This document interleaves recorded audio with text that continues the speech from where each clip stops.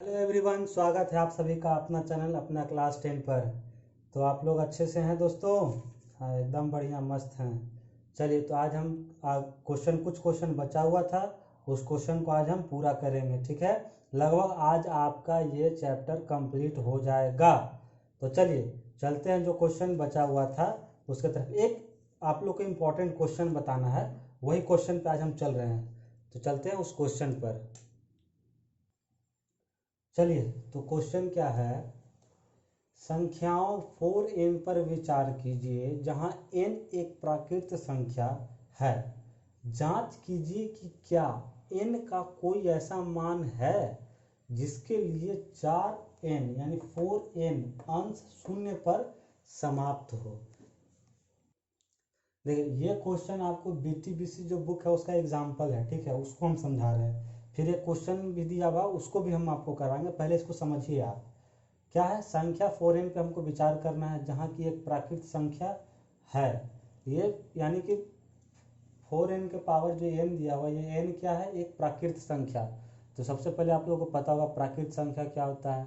गिनती के संख्या को प्राकृत संख्या कहते हैं। एक से लेकर के अनंत तक होता है ये। ठीक है, तो सबसे छोटा प्राकृत संख्या कौन है? एक है। तो अब आपको जांच करना है कि क्या n का कोई ऐसा मान है जिसके लिए 4n अंश शून्य पर समाप्त होता है। तो अब चलिए इसका सॉल्यूशन कैसे करना है, जो आप देखिए और ध्यान पूर्वक देखिए, और इसको वैसे ही बनाइएगा अपने एग्जाम में। तो देखिए, सबसे पहले लिखना है हमको क्वेश्चन में क्या समझ, 4n का अंश शून्य पर समाप्त होगा। तो कोई चीज भी, अगर कोई भी अंक होगा, मान लीजिए 2, 4, 6, 8, 0, यानी कि ये शून्य पर कब समाप्त होगा? या तो इसका इसको 10 से, कोई भी संख्या जब 10 से विभाजित होगा तो क्या होगा? शून्य पर समाप्त होगा। या वो संख्या क्या 2 या 5 दोनों में से किसी से विभाजित होगा। दोनों से विभाजित होगा तो संख्या क्या होगा? 0 से समाप्त होगा। तो हमको यही जांच करना है कि है कि नहीं है। ठीक है, इस बात को आप समझ गए होंगे। तो चलिए जांच करते हैं। तो पहले क्या लिखिएगा? यदि कोई संख्या अंक, यदि कोई संख्या अंक 0 पर समाप्त होता है तो वह संख्या 2 और 5 से क्या होता है? विभाजित होता है। विभाजित होता है। समझ गए आप लोग? ठीक है, 2 से 5। तो हम इसको अब चेक करेंगे। कैसे चेक करेंगे? अब मान लीजिए n क्या है? प्राकृत संख्या। तो प्राकृत संख्या क्या, आपको तो पता ही है ना। यहाँ पे लिखिए 4 की पावर n, जहां n क्या है? क्या है? 1, 2, 3 से लेकर के अनंत तक। क्यों? क्योंकि क्वेश्चन में कहा कि प्राकृत संख्या है। तो अब हम इस पे 4 का पावर 1 रखेंगे, तो इसको क्या करेंगे? 4 ही बोल सकते हैं। इसका गुणनखंड क्या होगा? 2 इंटू 2, 2 की पावर 2। अब 4 की पावर अगर 2 लिखेंगे तो इसका मतलब क्या होगा? 4 गुना 4। इसका गुणनखंड कितना होगा? 2 गुना 2 गुना 2 गुना 2, यानी 2 की पावर 4। इसी तरह 4 की पावर 3 रखेंगे तो क्या होगा? 4 गुना 4 गुना 4, यानी 2 की पावर कितना हो जाएगा? 2 गुना 2 गुना 2 गुना 2 गुना 2 गुना 2, यानी 1, 2, 3, 4, 5, 6, 2 की पावर 6। इसी तरह बढ़ते जाएगा, यानी इसका गुणनखंड क्या होगा? 4 की पावर अगर n है तो इसका गुणनखंड क्या होगा? 2 की पावर n गुना 2 की पावर n। इसको लिख सकते हैं 2 की पावर 2n। n का वैल्यू यहाँ पे पुट करते जाइए, यही इसका क्या होगा? गुणनखंड होगा। तो अब लिखिएगा क्या? ये गुणनखंड करने के बाद यहाँ तक आप लोग लिख लिए? अगर नहीं लिखे हैं तो लिख लीजिए। अब ऊपर हम मिटाते हैं, उसके बाद फिर आपको बताएंगे। ठीक है, लिख लिए? चलिए क्वेश्चन के साथ मिटा रहे हैं। क्वेश्चन आप लोग बुक में देख लीजिए, अगर कोई दिक्कत हो तो, नहीं तो आप लोग कॉपी में लिख ही लिए होंगे।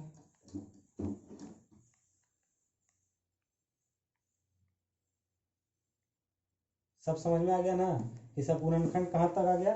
अब लिखेंगे क्या? अंक गण अब लिखिए अंक गणितीय के अंक गणित के मूलभूत प्रमेय, ये मूलभूत प्रमेय से ही निकला है ना गुणनखंड, तो मूलभूत प्रमेय से 4n का अभाज्य गुणनखंड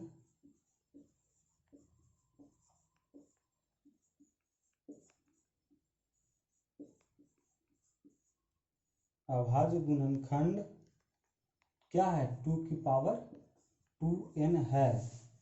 ठीक, यही ना गुणनखंड निकाले हैं, 2 की पावर 2n। इसके अलावा कोई दूसरा गुणनखंड इसका है? तो यहाँ पे लिखिए इसके अलावा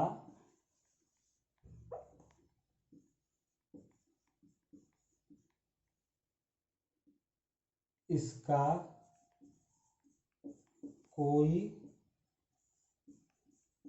दूसरा गुणनखंड नहीं है। ठीक है, नहीं है। अतः इसके अलावा इसका कोई गुणनखंड नहीं है, अतः कोई, अब क्या क्वेश्चन में कह रहा था कि शून्य आना चाहिए अंत में, अंत शून्य पर समाप्त हो, तो शून्य पर समाप्त होने के क्या हम आपको बताया कि वो 2 और 5 दोनों से विभाजित होगा, लेकिन यहाँ इसके 2 की पावर 2n के अलावा कोई दूसरा इसका गुणनखंड नहीं है। तो हम इसका लिखेंगे क्या? अतः कोई ऐसी प्राकृत संख्या n नहीं है जो कि 4n के अंत में शून्य होगा। शून्य होने के लिए क्या होना चाहिए था? 2 गुणनखंड, 2 से भी और 5 से भी विभाजित होना चाहिए था, लेकिन यहाँ पे तो सिर्फ 2 से ही विभाजित है और इसका कोई गुणनखंड नहीं है। समझ गए? तो ये इसका पूरा आपको लिखना पड़ेगा, इतना आप लोग लिख लिए। चलिए अब BTBC क्वेश्चन में बुक आप लोग देखिएगा तो क्वेश्चन नंबर कितना पलटाइए, बुक पलटाइए, क्वेश्चन नंबर 5 को देखिए, है यही क्वेश्चन है, लेकिन वहां पे 4n के जगह पे क्या है? 6n। अगर जिसको नहीं समझ में आया है तो चलिए एक बार और आपको हम समझाते हैं। ठीक है, चलिए ये है क्वेश्चन नंबर 5 BTBC बुक का। क्वेश्चन क्या लिखा हुआ है? जांच कीजिए कि क्या किसी प्राकृत संख्या n के लिए संख्या 6 की पावर n अंक 0 पर समाप्त हो सकती है। तो जैसे आप पिछला क्वेश्चन में देखे थे वैसे ही इसको ही बनाएंगे। जिनको नहीं समझ में आया वो एक बार फिर से गौर से देखिए। पहले क्या लिखना है कि आखिर ये जो 0 पे समाप्त होने की बात कह रहा है तो ये क्यों कह रहा है, ये कैसे होगा? तो 0 पे समाप्त होने का एक ही रीजन है कि या तो वो संख्या 10 से विभाजित हो, तो 10 से कैसे विभाजित होगा? जब 2 और 5 दोनों से विभाजित हो तब लास्ट में 0 ही 0 आता है। ठीक है, अगर खाली 2 कह देगा कि 2 से विभाजित हो तो 2 से तो विभाजित होगा जो लास्ट में 0 आएगा, 2 आएगा, 4 आएगा, 6 आएगा। अगर 0 की जगह 2 आ जाएगा तब पर भी 2 से विभाजित हो जाएगा। तो क्या ये है? नहीं ना है जी। अब 5 यानी दोनों से विभाजित होगा, तो दोनों से कब विभाजित होगा? जब लास्ट में 0 आएगा तभी। 5 आएगा तो क्या 2 से विभाजित है? नहीं। अगर ठीक है, अगर खाली हम 0 की बात कह दें तो 0 तो 2 से विभाजित है, ये है, तो 5 से विभाजित करने का जरूरत नहीं रहेगा। इसलिए नहीं, दोनों से, 2 से भी और 5 से भी जब विभाजित होगा तभी वो जा करके अंत में हमेशा एकदम 100% क्या है कि 0 आएगा ही आएगा। तो अब इसी को हमको लिखना है, इसी को क्या करना है, लिख के आप लिखिएगा, यदि कोई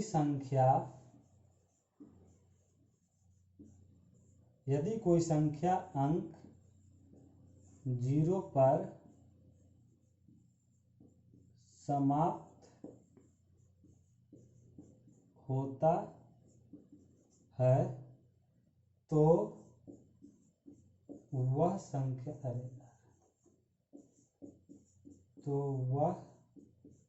संख्या 2 और 5 से विभाजित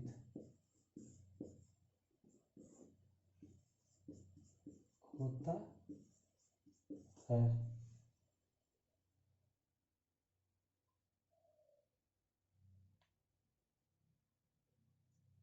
ठीक है, 2 और 5 से विभाजित होता है।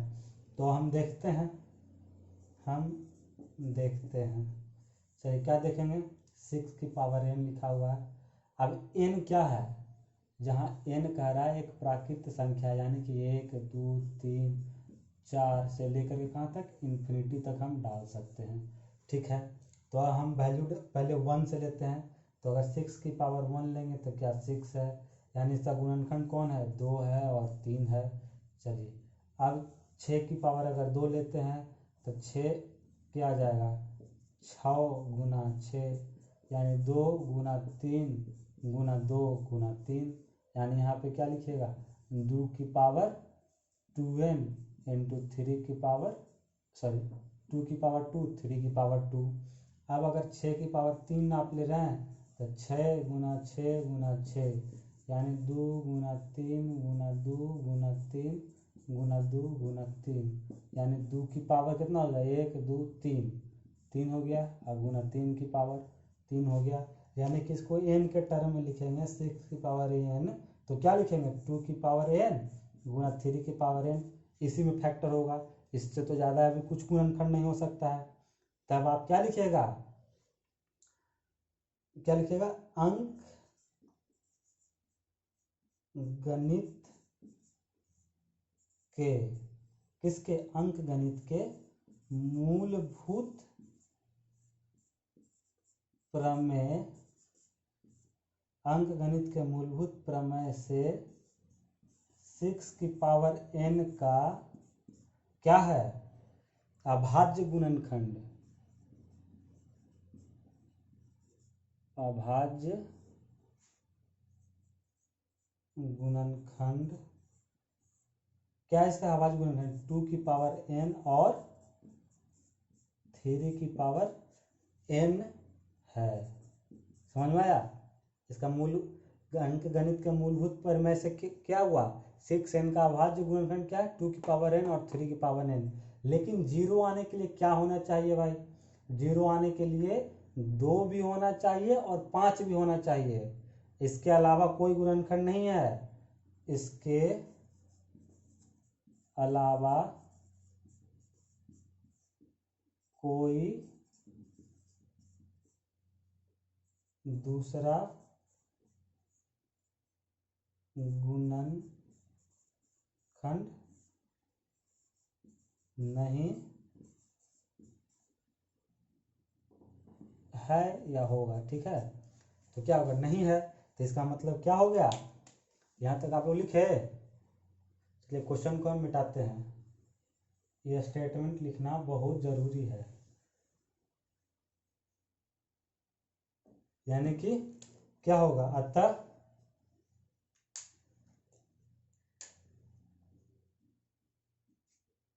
ऐसी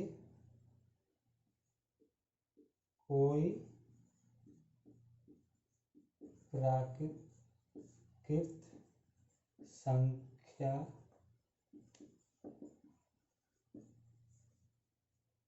n नहीं है जो कि 6 के पावर n के अंत में 0 हो। समझ गए ना जी? यही आपका यहाँ तक इसको लिखना है कि यदि शुरुआत कहाँ से करना है, यहाँ से। यदि कोई संख्या अंक 0 पर समाप्त होता है तो वो संख्या क्या होगा, 2 और 5 से विभाजित होता है। अब क्वेश्चन में क्या कह रहा है, 6 की पावर n कहा, और n क्वेश्चन में लिखा है कि n क्या है, प्राकृत संख्या है। तो n को कहाँ से हम, प्राकृत संख्या क्या होता है कि 1 से लेकर अनंत तक को क्या कहते हैं, प्राकृत संख्या। तो अब हम इसको देखें, यहाँ पे चेक किए, यानी कि इसका 2 ही गुणनखंड आया, 2 की पावर n और 3 की पावर n। तो इसको अब लिखिएगा कि अंक गणित के मूलभूत प्रमेय से 6 की पावर n का अभाज्य गुणनखंड 2 की पावर n और 3 की पावर n है। इसके अलावा कोई दूसरा गुणनखंड नहीं है। अतः ऐसी कोई प्राकृत संख्या n नहीं है जो कि 6 की पावर n के अंत में 0 हो। चलिए ठीक है। चलिए अब एक क्वेश्चन और बचा हुआ आपके बुक का, लास्ट क्वेश्चन है, क्वेश्चन नंबर 7। देखिए आप लोग अपना अपना बुक खोलिए, ये क्वेश्चन हम बोर्ड पे नहीं लिखेंगे, ठीक है। आप लोग अपना अपना बुक खोलिए और देखिए क्वेश्चन को हम पढ़ देते हैं, और आप लोग बुक में देखिए, और नहीं तो आप लोग ध्यान से हम जो बोल रहे हैं उसको लिखिए कि क्या है। क्वेश्चन है, किसी खेल के मैदान के चारों ओर एक वृत्ताकार पथ है।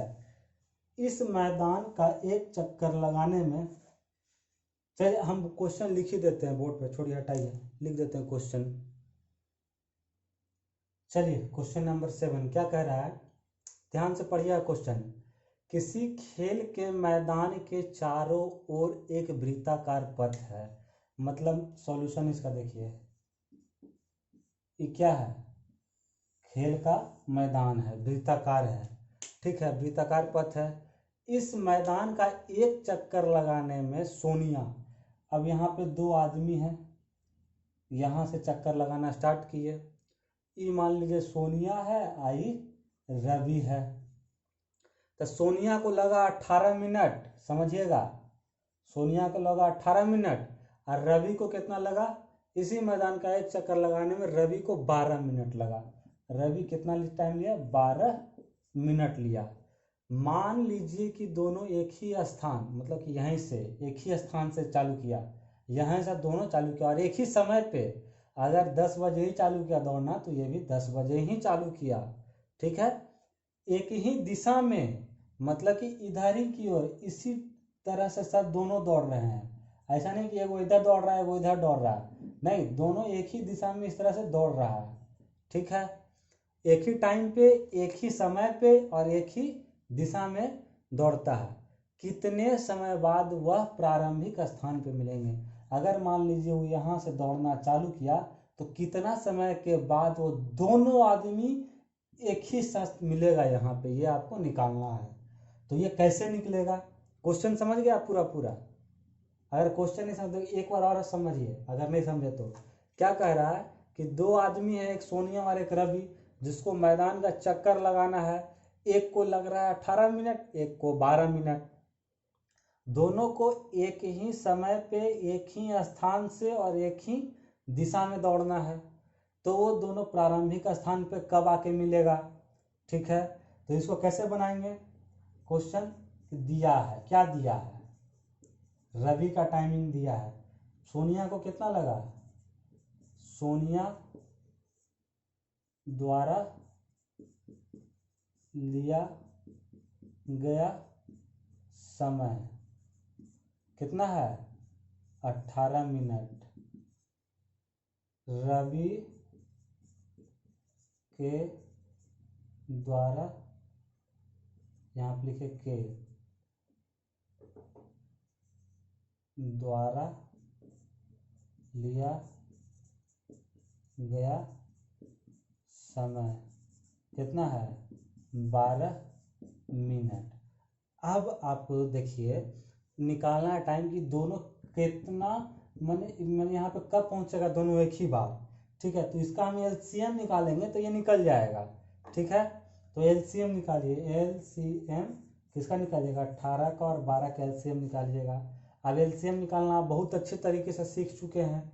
क्या है, पहले 18 का फैक्टर निकालिए, तो 2 कितना 9 या 3 गुना 3, 3 या 9, 9 दूना 18, और 12 का अभी छोटा छोटा है, इसलिए आप बहुत सीख चुके हैं, इसलिए अब हम डायरेक्ट लिख रहे हैं 2 तिहाई 6 और 6 दूना 12, यानी कि इसका एलसीएम कितना हो गया, 2 गुना 3 का स्क्वायर, इसको लिख सकते हैं 2 का स्क्वायर गुना 3। एलसीएम क्या होता है कि वो सभी संख्याओं को लिखना है, लेकिन जिसका घात बड़ा होगा। अब 2 देखिए यहाँ पे है, तो एलसीएम कितना आ गया, एलसीएम 18 और 12 का 2, लेकिन 2 का घात यहाँ पे ज़्यादा है, कितना है, 2 है, यानी 2 लिखेंगे, गुने 3 का घात ज़्यादा है 2। अब इसको गुना कीजिए, तो 2 दूनी 4 और 3 तिया 9, यानी 9 चौको 36, यानी कि ये 36 क्या आया, मिनट आया। वो दोनों क्या करेंगे, 36 मिनट के बाद इसी स्थान पे मिलेंगे। ये दौड़ना दोनों एक ही समय पर स्टार्ट करेंगे, तो ये इनको 18 मिनट लगता है, इनको 12 मिनट, लेकिन वो 36 मिनट के बाद दौड़ करके दोनों यहीं पे मिलेंगे, एक ही स्थान पे मिलेंगे। ठीक है, समझ में आया। तो अब एक लाइन और आप लिखिएगा इसमें। देखिए यहाँ पे हम थोड़ा सा क्वेश्चन को डिलीट करते हैं, यहाँ नीचे के बाद, नीचे आपको बोर्ड पे नहीं दिखाई देगा, इसलिए हम यहाँ पे इसको डिलीट करते हैं, मिटा के, और यहाँ पे क्या लिखना है, इसके बाद आप लिखिएगा इस प्रकार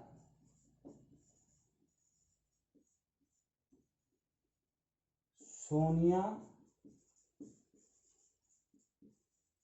और रवि, सोनिया और रवि 36 मिनट बाद दोनों अपने प्रारंभिक स्थान पर मिलेंगे। ठीक है, समझ में आ गया होगा आप सभी लोगों को। तो आज आपका एक्सरसाइज 1.2 खत्म हो गया। अगर अभी भी किसी को भी दिक्कत है किसी भी क्वेश्चन में, तो आप लोग बता सकते हैं, कहाँ पर, कमेंट करके। ठीक है, कमेंट करके आप लोग जरूर बताइए कि आपको ये कैसा लगा। ठीक है, तो चलिए अब आपको फिर अगले क्लास में दूसरा चैप्टर पढ़ाया जाएगा। जाने से पहले क्या करना है, चैनल को लाइक करना है, शेयर करना है, और क्या करना है, सब्सक्राइब करना है। कौन चैनल को, अपना क्लास 10 चैनल का नाम है अपना। आप लोग कहीं भी सर्च कीजिएगा यूट्यूब में, तो इसको सर्च कीजिएगा कैसे, क्या लिखिएगा, APN, अपना क्लास 10, इस नाम से सर्च कीजिए। ये आपके लिए बनाया गया है। ठीक है, इसको सर्च कीजिए, उसके बाद इसको लाइक कीजिए, शेयर कीजिए आप लोग अपने दोस्तों को, ताकि ज़्यादा से ज़्यादा लोगों के पास पहुँचे, सभी लोग पढ़ें और सभी लोग पास भी कर जाएं। ठीक है, और सब्सक्राइब भी करना है।